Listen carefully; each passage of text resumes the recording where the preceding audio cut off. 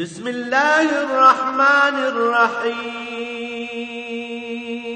الرحمن علم القرآن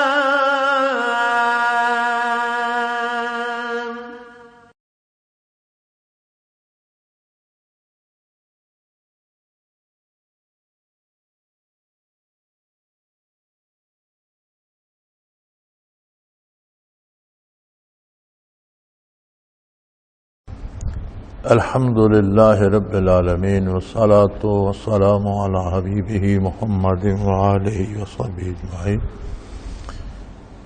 اعوذ باللہ من الشیطان الرجیم، بسم اللہ الرحمن الرحیم۔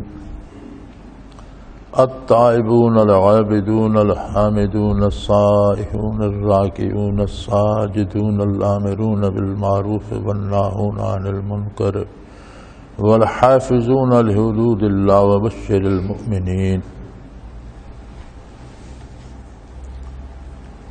ما كان للنبي والذين آمنوا ان يستغفروا للمشركين ولو كانوا اولي قربى من بعد ما تبين لهم انهم اصحاب الجحيم۔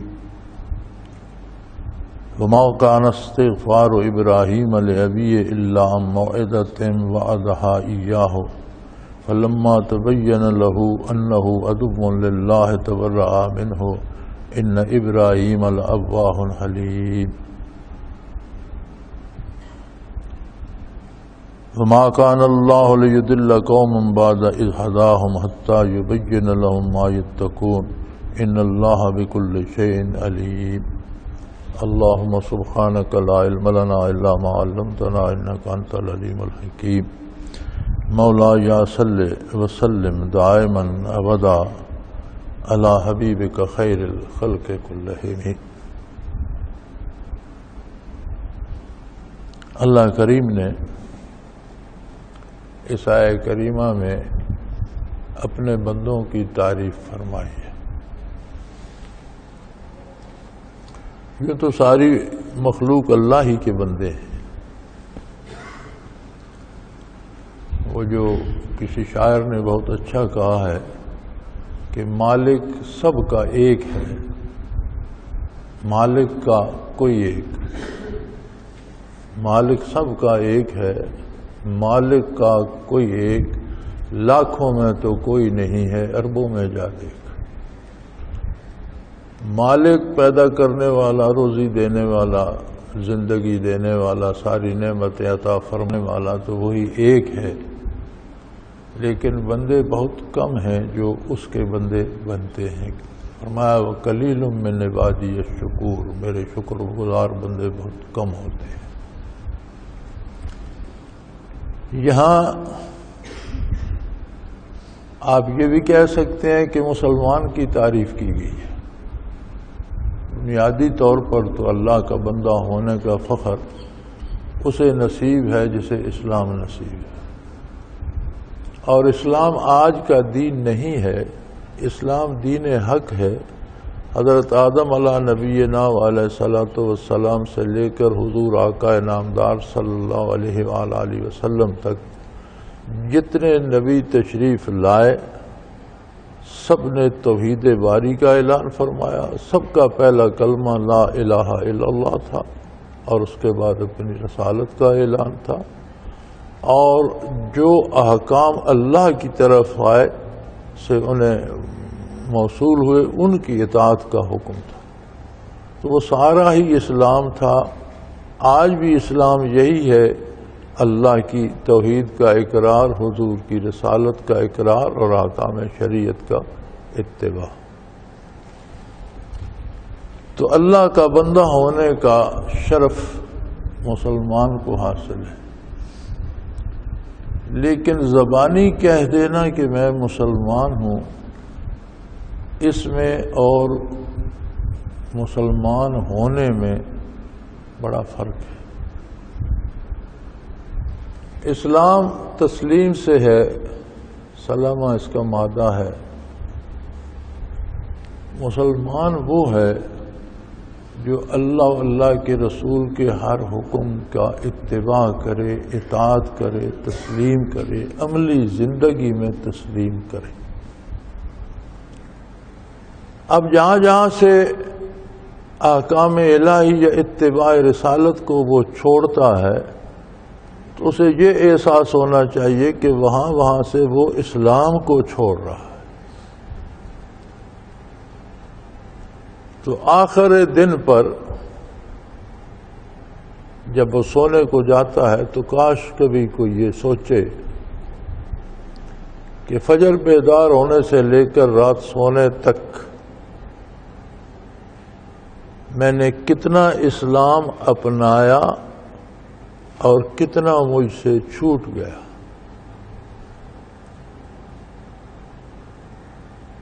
تو اگر ہم خود اپنی ایک دن کی کارکردگی دیکھ لیں، ایک دن ایک ورک لے کر فجر سے عشاء تک جو کام کریں وہ لکھ لیں، جو بات کریں وہ لکھ لیں۔ عشاء کے وقت ہم نظر مار کر دیکھ سکتے ہیں کہ اس میں اسلام کتنا ہے اور غیر اسلامی حرکات یا غیر اسلامی الفاظ کتنے ہیں۔ ہمارا تو عجیب سا معاملہ اور عجیب سا ماحول ہو گیا ہے۔ کافر بد نصیب ہیں، مشرک بد نصیب ہیں، جنہوں نے بھی رسالت آقا نامدار صلی اللہ علیہ وسلم کا اقرار نہیں کیا، وہ بہت بد نصیب ہیں۔ اور کوئی بہت ہی بدبخت جب ہوتا ہے اس کی خطائیں بہت بڑھ جاتی ہیں تو پھر وہ توہین رسالت پہ آ جاتا ہے۔ یہ وہ آخری گناہ، آخری جرم ہے جو زندگی میں کوئی بدبخت کرتا ہے۔ توہین رسالت مشرکین بھی کرتے تھے، مکہ مکرمہ میں عملاً بھی کرتے تھے، زبانی بھی طعن و تشنیع کرتے تھے اور جھوٹ بھی بولتے تھے اور تانے مینے بھی دیتے تھے، پتھر بھی مارتے تھے، ایذا بھی دیتے تھے۔ اس کا جواب مسلمان کیا دیتے تھے؟ مسلمان اس کا جواب حرف بحرف اطاعت کر کے دیتے تھے۔ مدینہ منورہ میں بھی کچھ ایسے بد زبان تھے جن کی بد زبانی کو حضور صلی اللہ علیہ وسلم نے محسوس کیا تو مسلمانوں نے جان لڑا کر انہیں قتل کر دیا۔ مدینہ منورہ میں کعب بن اشرف یہودی تھا، حضور نے فرمایا اس کی باتیں حد سے بڑھ گئی ہیں، کوئی ہے جو اس سے جان چھڑا دے؟ صحابہ کرام نے، حالانکہ بہت بڑے محفوظ قلعے میں رہتا تھا، قتل کر دیا گیا۔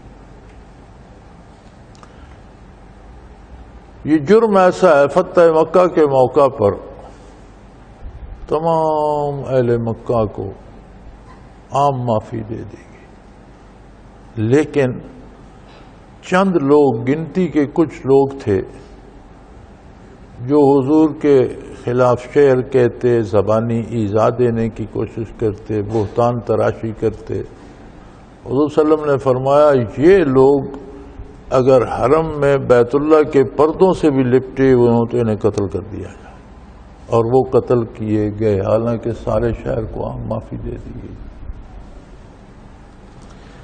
لیکن کیا اگر کوئی کافر توہین کرتا تو صحابہ کرام آپس میں لڑ پڑتے تھے، اپنی املاک جلا دیتے تھے؟ یہ کہاں سے آ گیا؟ یہ کون سی محبت کی یہ کون سی قسم ہے کہ آپ سڑکوں پہ نکل جائیں، کسی کی گاڑی توڑ دیں، کسی کا دفتر جلا دیں، کسی کو آگ لگا دیں، کسی کا گھر جلا دیں؟ یہ کون سی بات ہے؟ میرے خیال میں ہم اس آڑ میں جو ہم دعویٰ کرتے ہیں عشق رسول اور محبت رسول، یہ کون سی محبت ہے؟ میں مذاکرے سنتا رہا ٹیلی ویژن پر، آج کئی دن سے جو یہ چل رہا ہے، بڑی پرزور تنقید کر رہے ہیں جی اہل مغرب پر کہ انہوں نے یہ کیا یہ کیا، لیکن سر تاپا انہی کے لباس اور حلیے میں بیٹھے. میری یہ بات، یہ منطق سمجھ میں نہیں آئی کہ یہ کوئی 3 پیس سوٹ اور ٹائی یہ کوئی ہمارا قومی لباس نہیں ہے. تو اب تو رواج ہو گیا ہے ضیاء الحق مرحوم کو گالیاں دینے کا، حالانکہ جو بندہ دنیا سے گزر جاتا ہے وہ اپنا حصہ جو اس نے کیا اس کا معاملہ اللہ کے سپرد ہے. بھٹو صاحب ہوں یا ضیاء الحق صاحب ہوں، اب مرنے کے بعد کسی کو بھلا برا کہنے کا حق نہیں ہے. حالانکہ دونوں 2 انتہاؤں پر ہیں، دونوں کی آپس میں کوئی مناسبت نہیں، ایک دوسرے کے خلاف ہیں، لیکن دنیا سے گزر گئے، ان کا معاملہ اللہ کے ساتھ ہے. اللہ جانے، اس کی مخلوق جانے. وہ کریم ہے، چاہے تو سب کو معاف کر دے. وہ قہار ہے، جسے پکڑ لے اس کی اپنی مخلوق ہے. ہمیں حق حاصل نہیں ہے کہ ہم مرنے کے بعد بھی کسی پر الزام تراشی کریں. ٹھیک ہے، یہ بیہودگی ہم میں رچ بس گئی ہے. لیکن سوال یہ ہے کہ جب ضیاء الحق زندہ تھا تو یہ صحافی اور یہ ہمارے فوجی اور یہ ہمارے سیاستدان جو آج اس پہ فتوے لگاتے ہیں، ان سب نے شیروانیاں بنائی ہوئی تھیں اور ٹوپیاں پہن کر نمازیں پڑھتے تھے. پتہ نہیں وضو کرتے تھے یا نہیں، لیکن اس کے ساتھ نماز میں کھڑے ہو جاتے. یا تو یہ جرأت ہونی چاہیے تھی نا کہ وہ شیروانی پہنتے تم اپنا ٹائی سوٹ پہنو، ٹھیک ہے. اب تنقید ہو رہی ہے اہل مغرب پر، کفار پر، اس بدطینت انسان پر، اور حلیہ اسی کا ہے، لباس اسی کا ہے. بڑے پورے وثوق سے وہ ٹائی کی گرہ جو ہوتی ہے وہ بھی کوئی اس میں غلطی نہ ہو، سلوٹ نہ ہو، بین ہی ویسی ہو. اس قوم کی سمجھ نہیں آتی اس کا عشق کیسا ہے، اس کی محبت کیسی. اللہ کی عبادات چھوڑ دیں گے، فرائض چھوڑ دیں گے، واجبات چھوڑ دیں گے، نماز روزہ تک چھوڑ دیں گے، رشوت کھائیں گے، حرام کھا رہے ہیں، ایک دوسرے کو لوٹ رہے ہیں. عشق رسول پتہ نہیں کون سے کونے میں ہے. عشق رسول نہیں ہے، یہ لوگوں میں تماش بینی کا شوق ہے، شور شرابے کا شوق ہے. عشق تو ایک بڑی انمول نعمت ہے، اور جسے ہمیشہ عشاق چھپاتے ہیں لیکن وہ چھپا نہیں کرتا.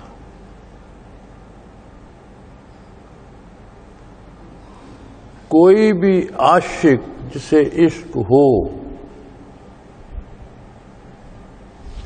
وہ اس کا اظہار نہیں چاہتا. یہ عجیب بات ہے.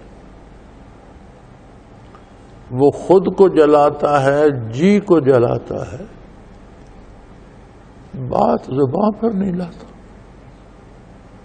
لیکن عجیب بات یہ ہے کہ وہ جو ایک محاورہ ہے کہ عشق اور مشق چھپائے نہیں چھپتے، چھپتا نہیں ہے. وہ ظاہر ہوتا ہے عاشق کی اداؤں سے، اس کے کردار سے، اس کی گفتار سے. ہمارا کون سا کردار ہے جس سے عشق رسول اللہ صلی اللہ علیہ وسلم ظاہر ہو؟ کیا ہم حرام پر رک جاتے ہیں، حلال پہ قناعت کرتے ہیں؟ کیا ہم جھوٹ چھوڑ چکے ہیں، سچی بات کہتے ہیں؟ کیا ہم بڑوں کی عزت، چھوٹوں سے پیار کرتے ہیں؟ کیا ہمارے اخلاقیات وہ ہیں جو نبی کریم صلی اللہ علیہ وسلم نے تعلیم فرمائے؟ اب باطن بنانا تو بہت مشکل ہے، ظاہر پہ تو زور کوئی نہیں لگتا. ہمارا ظاہر بھی کیا سنت کے مطابق ہے؟ تو اگر ہم ظاہر بھی نہیں رکھ سکتے تو اس کی بات کہاں کریں؟ تو یہ عجیب بات ہے میدان احد میں نبی کریم صلی اللہ علیہ وسلم زخمی ہو گئے، چہرے انور زخمی ہو گیا، دندان مبارک شہید ہو گیا، تو آپ نے دعا کے لیے ہاتھ اٹھایا۔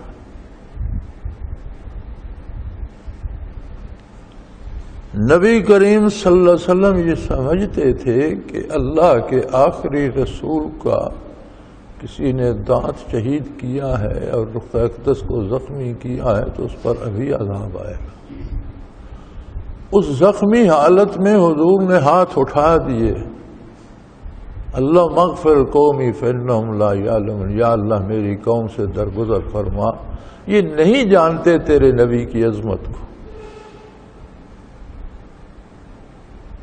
یہ جاہل ہیں، تیرے نبی کی عظمت سے نا آشنا ہیں، یہ اپنے ایک قریشی بھائی محمد بن عبداللہ سے لڑ رہے ہیں، تیرے رسول کی رسالت سے نابلد ہیں، انہیں معاف کر دیں۔ یعنی جنہوں نے زخمی کیا ان سے عذاب ٹلا رہے ہیں۔ ہمارا عشق کیسا ہے کہ ہم بھائیوں کی املاک جلا رہے ہیں، ہم سڑکوں پر آوارہ ڈنڈے لے کر نکل گئے، راہ گزرتے مسافروں کی گاڑیاں توڑ رہے ہیں، بیمار گاڑی میں پڑا ہے وہ مر جائے، ٹریفک بند ہے، جلوس کھڑا ہے، شور ہو رہا ہے، ہسپتال تک نہیں جا سکتا۔ اتنا خطرہ ہے کہ آج پورے ملک کی موبائل سروس بند ہے، ٹرانسپورٹ سارے ملک کی بند ہے۔ مجھے یہ بتایا جائے کہ یہ ملک کی ٹرانسپورٹ بند کر کے، موبائل سروس بند کر کے، لوگوں کی املاک کو آگ لگا کر اس ملعون کا کیا بگڑا جس نے یہ جسارت کی؟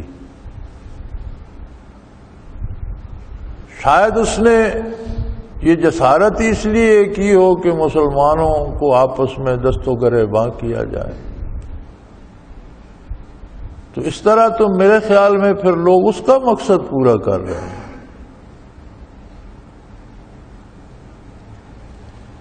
قرآن کریم نے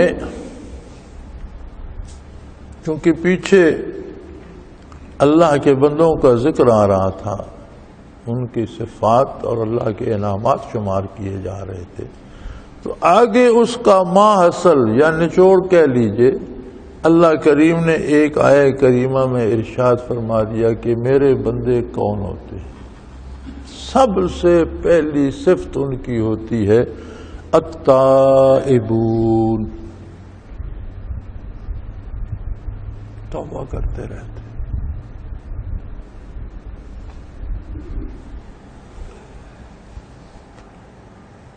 توبہ گناہگار گناہ سے کرتا ہے، جس سے خطا ہوتی ہے وہ خطا سے توبہ کرتا ہے، لیکن نیکی کر کے توبہ کرتا ہے کہ یا اللہ میں نے نیکی تو کی ہے، تیری بارگاہ کے لائق شاید ہے کہ نہیں، میں نے سجدہ تو کیا ہے، اس میں کتنا خلوص ہے، کتنا درد دل ہے، کتنا خشوع و خضوع ہے، وہ تیری بارگاہ کے لائق ہے کہ نہیں۔ کوئی اس سے بڑا نیک ہو، عالم فاضل ہو، دیندار ہو، عالم ربانی ہو،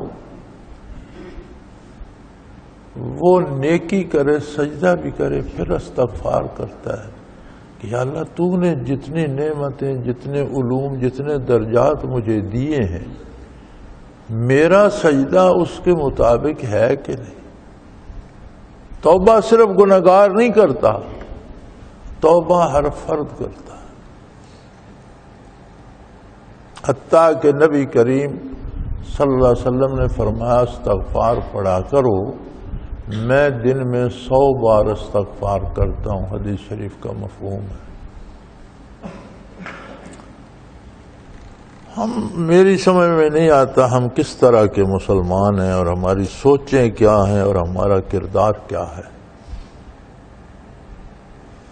ایک تو ہم میں یہ مصیبت بن گئی ہے کہ ہر تیسرا بندہ لیڈر بن گیا. اب لیڈر پر بھی اور اس پہ راہنما پہ بھی نہیں رکتے، اب ہر تیسرا بندہ قائد بن گیا ہے. کہیں یہ لفظ ان کے ہتھے چڑھ گیا، کسی نے محمد علی جناح کے نام کے ساتھ قائد اعظم لگا دیا، اب وہ قائد ان کے قابو آ گیا. اعظم تو کسی سے بنا نہیں جاتا، وہ دم قابو آ گئی، ہر بندہ گلے میں وہ دم لپیٹے پھرتا ہے، ہر تیسرا بندہ اس قوم کا قائد ہے. اور عجیب بات ہے کہ جن کو قائد، لیڈر، رہنما کہا جاتا ہے، ان کا اپنا کوئی سر پیر نہیں، نہ ان کی زندگی کا کوئی راستہ ہے، نہ طریقہ ہے. خاندانی زندگیاں ان کی تباہ ہیں، ان کے گھر گرے ہوئے ہیں. اور خواتین ہے مغرب زدہ، ہونٹ لال کیے ہوئے اور چہرے پر پاؤڈر لگائے ہوئے، جرأت سے بیٹھی ہیں سٹیج پر، یہ فلاں پارٹی کی رہنما، یہ فلاں پر. یار گھر اجڑ گئے تمہارے، میاں کہیں بھوکتے پھرتے ہیں، بچے کہیں آوارہ ہو گئے، تم یہاں سرخی لگا کے بیٹھی ہو، رہنما بن گئی. اپنا گھر سنبھال نہیں سکتے، قوم کے رہنما بن گئے. قوم کو رہنماؤں کی نہیں، کام کرنے والوں کی ضرورت ہے. رہنما تو ہمارے لیے محمد الرسول اللہ صلی اللہ علیہ وسلم کافی ہے.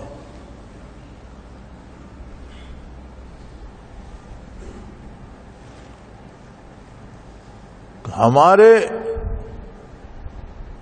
رہنما محمد الرسول اللہ صلی اللہ علیہ وسلم، ہمارے رہنما صحابہ کرام جن سے ہمیں قرآن، حدیث اور حضور کی ایک ادا پہنچی. ہمارے رہنما تابعین، تبع تابعین، اور قیامت تک ہمارے رہنما علماء ربانیین، اللہ کے وہ بندے جو اللہ کی بات پہنچائیں، اللہ کے نبی کی بات پہنچائیں، اور وہ کیفیات ہم تک پہنچائیں، وہ لذتیں ہمارے دل کو بھی نصیب ہوں جو حضور اکرم صلی اللہ علیہ وسلم کے تعلق سے نصیب ہوتی ہیں. ان کے سوا کسی کو رہنما کہلانے کا حق نہیں. ہر ایرا غیرہ رہنما نہیں. جو خود راہ گم کرتا ہے وہ دوسروں کے رہنما کیسے ہو؟ جن لوگوں کی زندگی کا کوئی سر پیر نہیں، کوئی پتہ نہیں چلتا یہ مسلمان ہیں، عیسائی ہیں، یہودی ہیں، جن کا کردار یہ نہیں بتاتا یہ مسلمان. حضرت رحمۃ اللہ کئی بار فرمایا کرتے تھے کہ آج اگر صحابہ کرام میں سے کسی کو اللہ مہلت دے اور وہ دنیا میں آ کے دیکھے ان مسلمانوں کو، تو وہ کہے یا یہ پاگل ہے یا میں پاگل ہوں. یہ خود کو مسلمان کہتے ہیں، یہ پاگل ہے، ان کا دماغ ہے. ایسے مسلمان ہوتے ہیں. وہ بات اللہ کریم نے بتائی کہ میرے بندے تو وہ ہوتے ہیں التائبون، ہم وقت توبہ کرتے رہتے، اللہ کی اطاعت کرتے ہیں، اللہ کے نبی کا اتباع کرتے ہیں، اللہ کا ذکر کرتے ہیں، رکوع و سجود کرتے ہیں، قرآن کی تلاوت کرتے ہیں، حلال کماتے ہیں، غریبوں کی مدد کرتے ہیں، ماں باپ، بہن بھائی، اولاد کا خیال رکھتے ہیں، اڑوس پڑوس غریب غربا کی خدمت کرتے ہیں، پھر توبہ کرتے ہیں. یا اللہ شاید حق ادا نہ ہوا. نبی کریم صلی اللہ علیہ وآلہ وسلم، رات میرے پاس ایک ای میل تھی اور یہی سوال تھا کہ حدیث شریف میں ارشاد ہے، حضور نے فرمایا میں 100 بار استغفار کرتا ہوں تو توبہ تو گناہ سے کی جاتی ہے، حضور کیوں کرتے تھے؟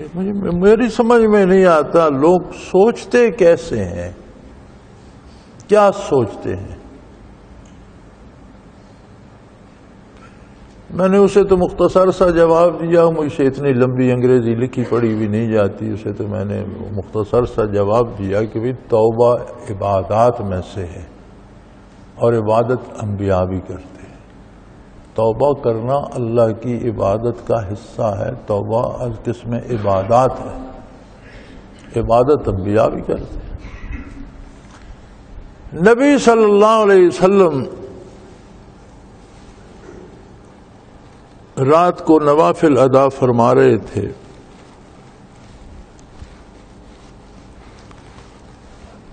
حبیب کبریا ام المومنین حضرت عائشہ صدیقہ رضی اللہ تعالی عنہا فرماتی ہیں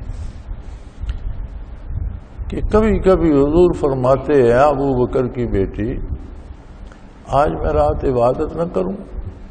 عرض کرتی یا رسول اللہ ضرور کیجئے، میں آج میرا دل چاہتا ہے آج عبادت کر لوں، ضرور کیجئے۔ تو فرماتی حضور کے در اقدس پہ بعض حجرہ مبارک میں ایک گدا ہوتا تھا جس میں کھجور کے پتے ہوتے تھے، اور بعض حجرات مبارکہ میں ایک کمبل ہوتا تھا جو نیچے بچھا لیتے، سردیاں ہوتی تو آدھا اوپر لے لیتے۔ تو فرماتی ہے میں اس کمبل پہ لیٹ جاتی سونے کے لیے، حضور اسی کمبل پہ ایک طرف کھڑے ہو جاتے۔ جب حضور نماز پڑھ رہے ہوتے تو میں اپنی ٹانگیں پھیلائے رکھتی، جب حضور نے رکوع سجود میں جانا ہوتا تو میں پاؤں سمیٹ لیتی، حضور وہاں رکوع سجود کر لیتے۔ حضور کھڑے ہوئے تو میں نے سمجھا کہ آج رات حضور رکوع نہیں کریں گے، اتنی دیر ہو گئی، کھڑے رہے، اشک مبارک رواں، داڑھی مبارک تر ہونا شروع ہو گئی، حتیٰ کہ ریش مبارک سے اشکائے مبارک سینے اتھر پہ ٹپکنے لگے۔ پھر حضور نے رکوع کیا، اتنا لمبا رکوع تھا کہ میں سمجھی آج باقی رات شاید رکوع میں گزاریں گے۔ پھر سجود فرمایا، اسی طرح لمبا تھا۔ تو فارغ ہونے تک قدوم مبارک متورم ہو گئے۔ جب آپ فارغ ہوئے تو فرماتی ہیں میں نے عرض کی یا رسول اللہ آپ اتنی محنت کیوں فرماتے ہیں؟ قدوم مبارک متورم ہو گئے، سینے اتھر آنسوں سے بھیگ گیا، ریش مبارک تر ہو گئے۔ تو آپ کے تو فعل تو ساری دنیا بخشی جائے گی، آپ شافع محشر ہیں، اللہ کی مخلوق آپ کے تو فعل بخشی جائے گی، تو آپ اتنی مشقت فرما رہے ہیں۔ تو فرمایا اگر اللہ کا مجھ پر یہ احسان ہے افلا اکون عبدا شکورا، کما قال رسول اللہ صلی اللہ علیہ وسلم، کہ اگر اللہ نے مجھے یہ منصب دیا ہے تو پھر میں اس کا شکر گزار بندہ نہ بنوں؟ اگر اللہ نے مجھے شافع محشر کا عالی رتبہ دیا ہے تو مجھ پر تو مزید شکر واجب ہو گیا۔ تو ظہور کا استغفار ہے ادائے شکر کا حصہ۔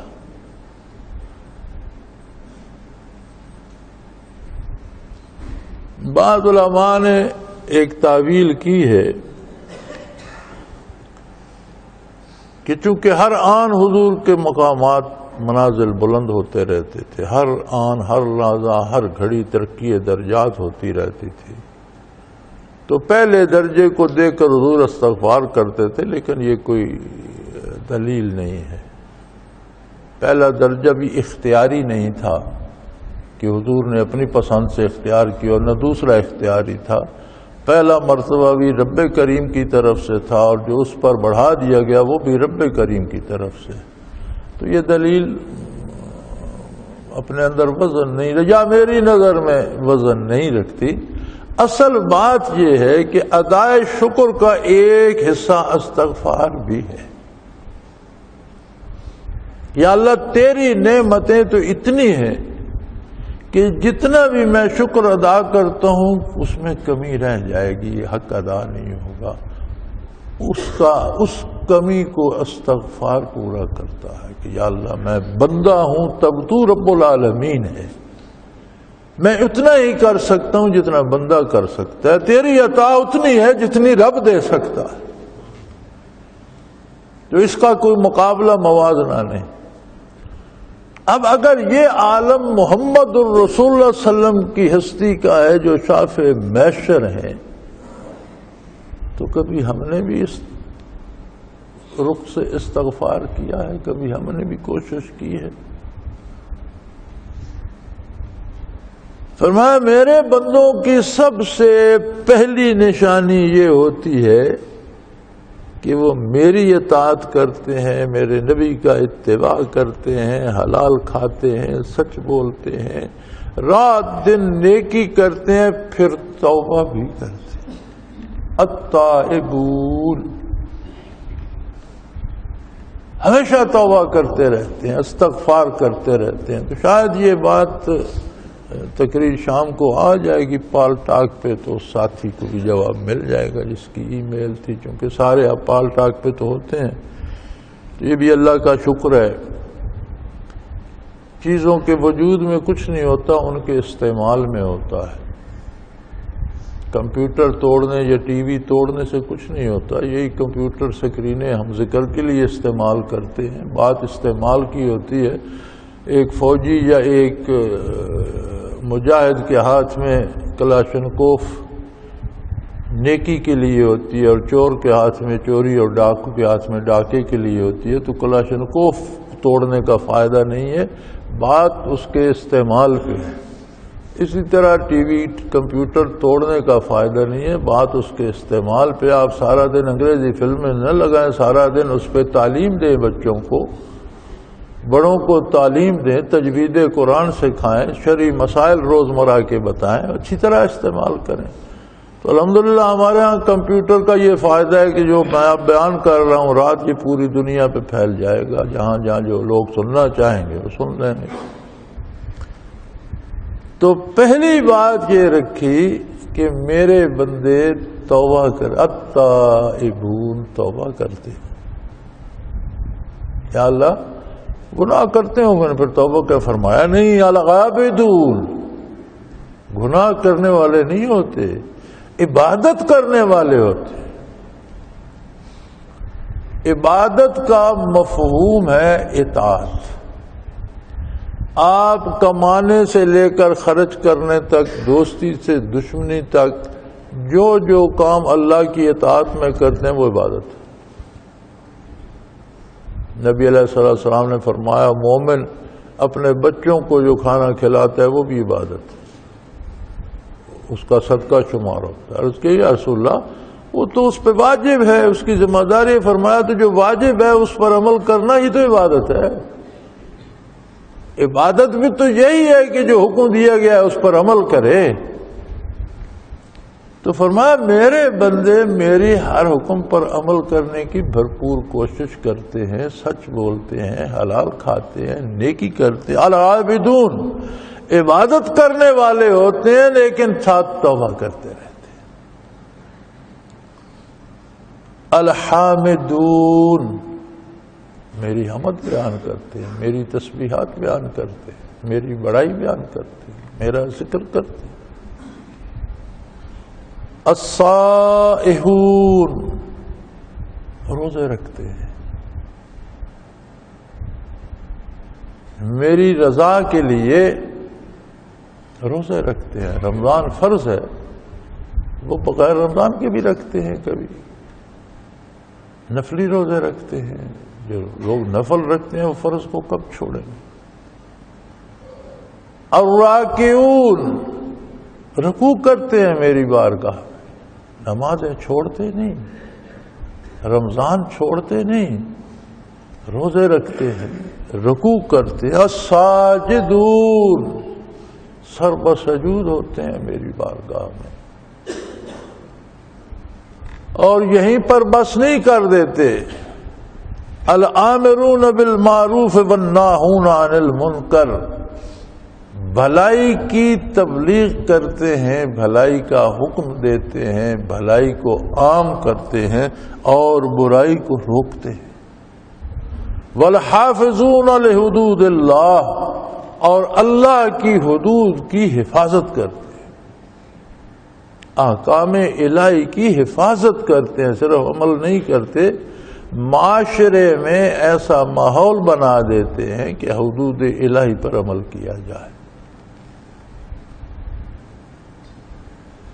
اور اس کے باوجود فرمایا التائب، یہ سارا کر کے میری تسبیح کرتے ہیں، روزے رکھتے ہیں، رکوع کرتے ہیں، سجدے کرتے ہیں، نیکی کا حکم کرتے ہیں، برائی سے روکتے ہیں، اور میری حدود کی، میرے احکام کی حفاظت کرتے ہیں، اس کے ساتھ پھر توبہ کرتے ہیں۔ التائب، چونکہ توبہ خود عبادت کا ایک حصہ ہے، اور عبادات انبیاء بھی کرتے ہیں، صحابہ بھی کرتے ہیں، علماء بھی کرتے ہیں، اولیاء بھی کرتے ہیں۔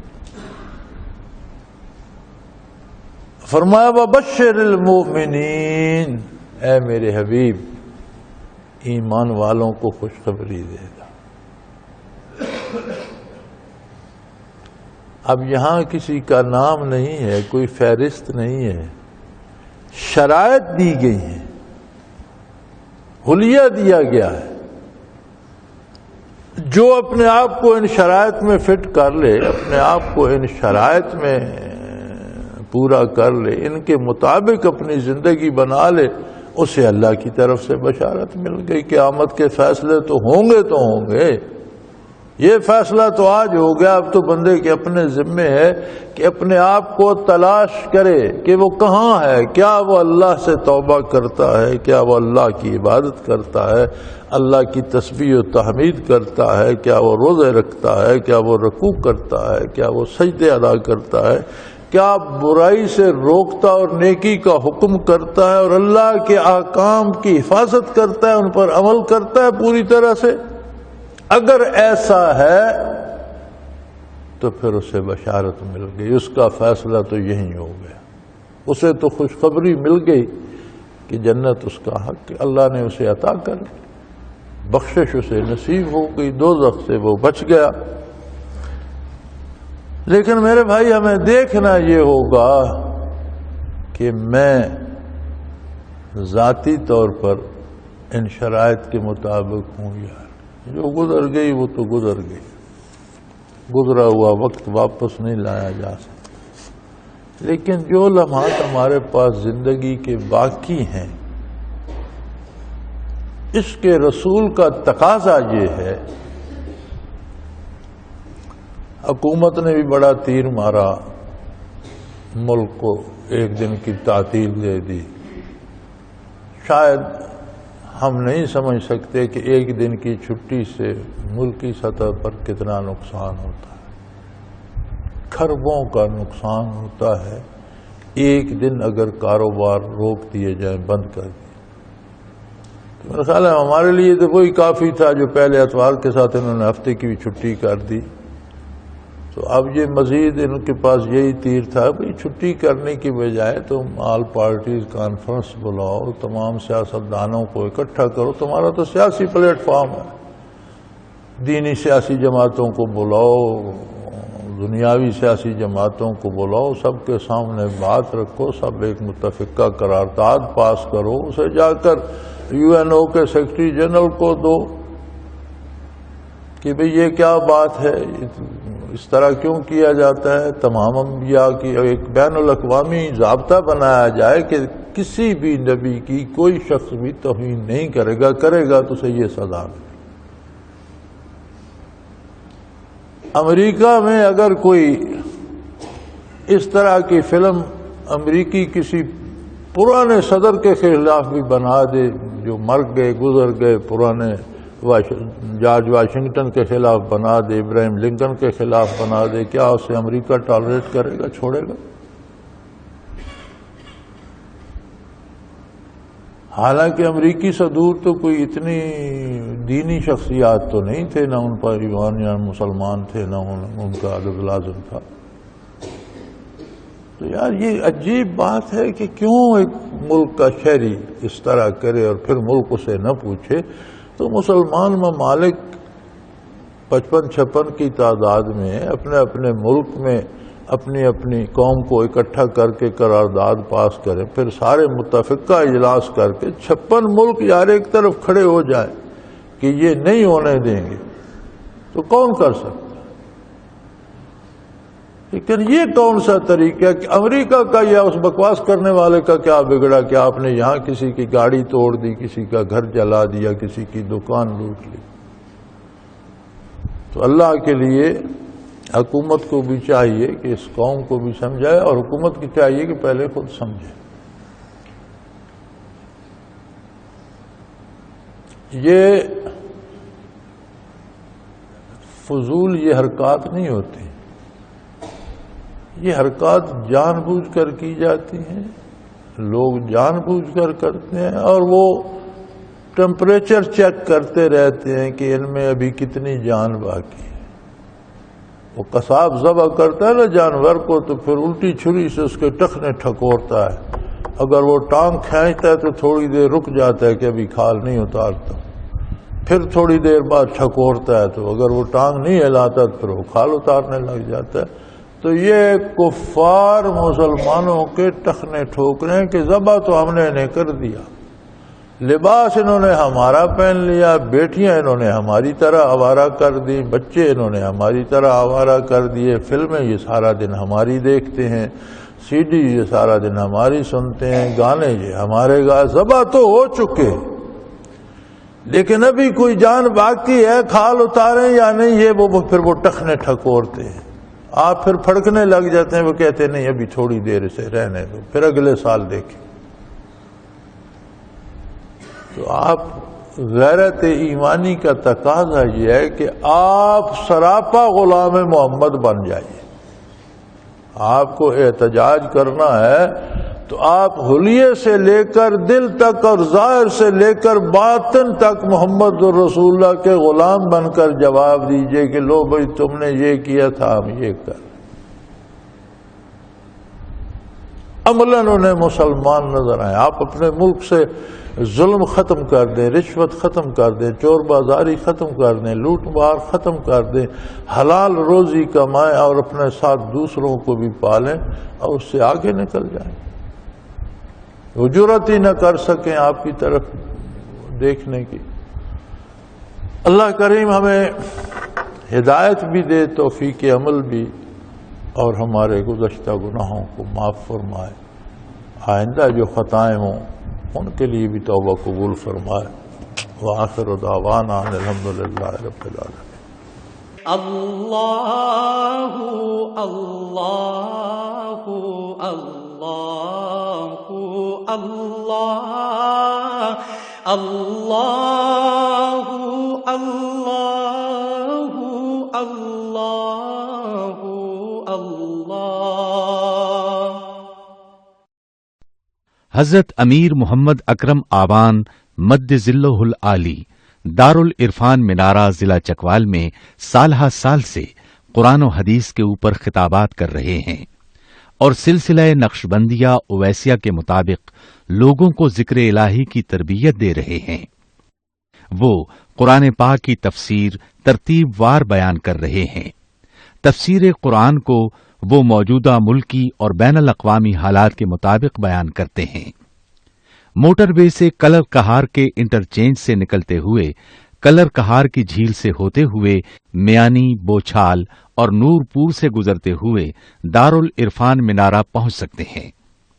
حضرت امیر محمد اکرم آوان نے بچیوں اور بچوں کی دینی اور دنیاوی تعلیم کے لیے سقارہ اکیڈمی کے نام سے ایک درسگاہ بھی قائم کی ہے، جس کا افتتاح ملک پاکستان کے صدر جنرل محمد ضیاء الحق نے اپنے دست مبارک سے کیا تھا۔ وہ تمام احباب جو اسلام کی طلب رکھتے ہیں ان سے گزارش ہے کہ دارالعرفان منارہ ضلع چکوال میں امیر محمد اکرم آوان صاحب کے خطابات سے مستفید ہوں۔ وہ ہر جمعے کو نماز سے پہلے بیان فرماتے ہیں۔ ہر ماہ کی پہلی اتوار کو ماہانہ اجتماع ہوتا ہے جس میں آپ خصوصی خطاب فرماتے ہیں اور پاکستان کے چاروں صوبوں سے احباب اس اجتماع میں شرکت کرتے ہیں۔ اس کے علاوہ یہاں سال میں 2 مرکزی اجتماعات بھی ہوتے ہیں، ایک رمضان المبارک میں اعتکاف کا اجتماع اور دوسرا جولائی اور اگست میں 40 دن کا اجتماع ہوتا ہے جس میں روحانی تربیت کی جاتی ہے۔ اپنا خون سیماب دے کر اتنا ہم کر جائیں گے، نام آقا کا چمن میں پھر رقم کر جائیں گے۔